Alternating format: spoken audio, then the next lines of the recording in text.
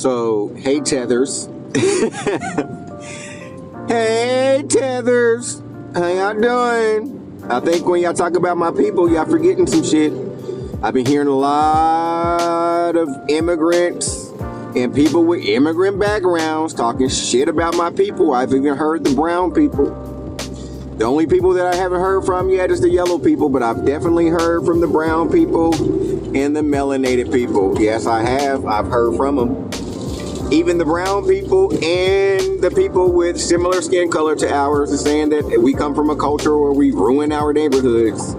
I guess they don't know about the neighborhoods that we had before immigration was a thing, before the Department of Immigration was even established, right? Towns like Bowley, Taft, Sweet Auburn, I've gone through these before, right?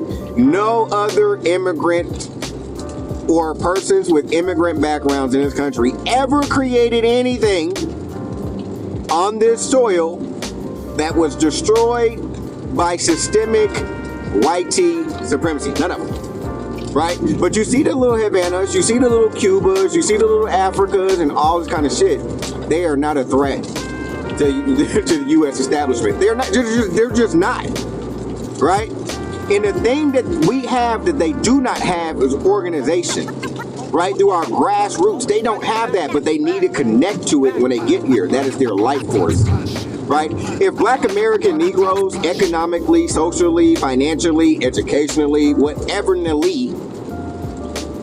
divested or withdrew from these people with immigrant backgrounds, they would not make it on the United States soil. They just wouldn't. They would not have the wherewithal or the unity or organization to go up against this government that they came over here to right their wrongs for. That's what they just saying. That's what they tell us, right? But they want to tell us that, hey, look, those communities that we moved into and grew up through, right? We're going to talk about those communities because the people that were in it ruined their communities. They got kids that are baby mamas. They smoke black and mild. They do all kind of drugs, and they get locked up by the police lot. Well, I guess you did not pay attention to the civil rights movement. When Dr. King said that the three evils of society were racism, poverty, and militarism of police.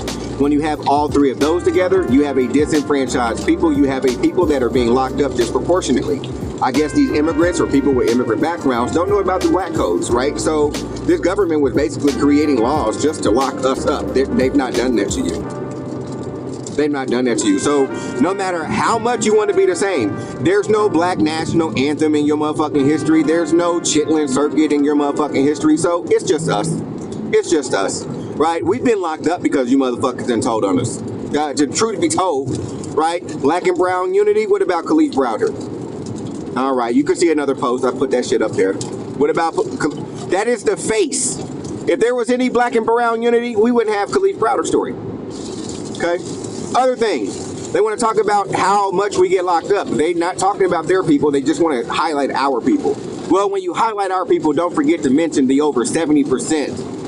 Exoneration rate that we carry within our ethnonym, within our ethnic group. So that means that you tethers don't really know how to read statistical data or analyze data, right? You're just emotional. And you want to talk about white tea supremacy talking points. Whenever you're mentioning us, right, in a bad light, you don't mention us with the weight that we're carrying, with the accountability that we have to take for other ethnic groups. That's not us.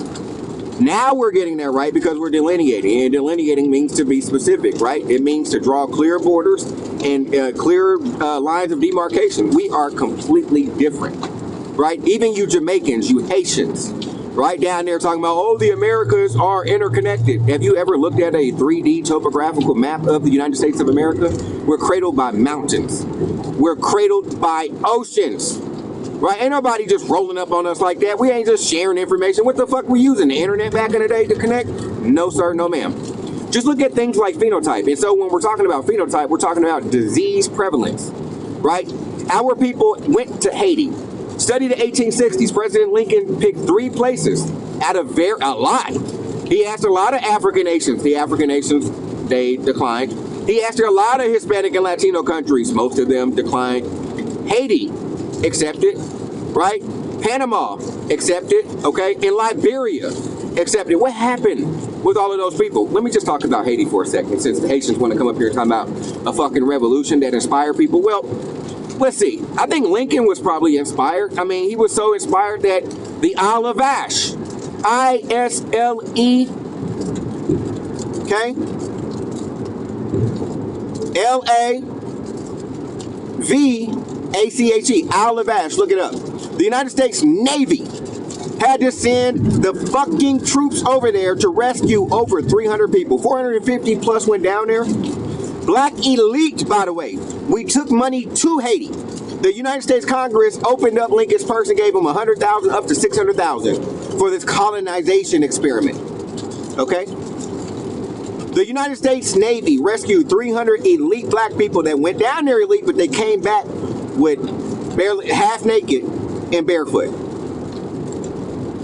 So Haiti, where was the fucking unity? You don't think people know about this shit, huh? I'm telling on your ass. I mean, we've had this. These motherfuckers talking about, y'all don't travel, y'all don't do this, y'all don't... Motherfucker, we started traveling, right? On the colonization expedition. My people did not agree with. Look up the 15th Presbyterian Baptist Church. We're talking about black elites. The Ugly Fish Club, the Black 400. Look at all of these. These were elite social and economic institutions. Back in the 1860s, people don't build that shit day one. This was before 1865, ladies and gentlemen. We had black elite social, okay, and economic institutions. Our people were picking delegations to go and talk to Lincoln at the White House. Y'all don't understand. You're not a part of that. You're not a part of the history. You know what I'm saying? Now y'all want to be a part of the history because your fucking countries and your governments are failing. And you run them. Right? You run them. Right? You motherfuckers, boy, stop trying to compete where you don't compare, because you're making people look into your history and you're not looking too good when we do that. So chill out.